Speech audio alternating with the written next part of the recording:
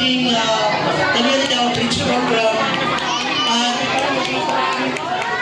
sa mga kapulisan po natin na narinito, good afternoon po sa lahat. At nawa ang pagtitipong ito na nilog ng Diyos na kapangyari sa inyong lugar ay maging sa bawat sa.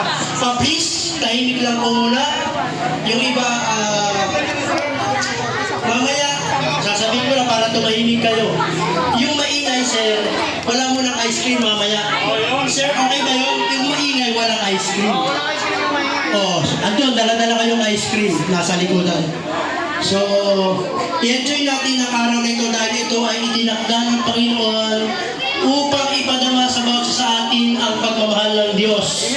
Oh, lalo na po sa mga bata, sa mga nanay, tatay, mga senior citizen na narinito, ang katotohanan ay mahal na mahal tayong lahat ng Diyos.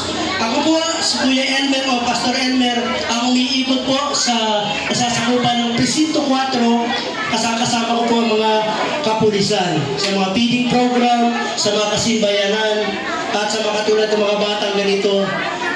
Ang pag-ibig po ng Diyos ay para sa lahat. Sa Romans chapter 5 verse 8, ng pag-ibig ng Diyos ay nailagay sa puso ng bawat isa.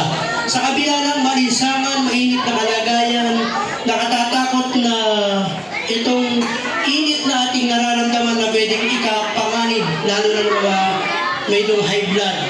So, sa hapon pong ito, ang pag-ibig ng Diyos ay para sa ating lahat. Amen po?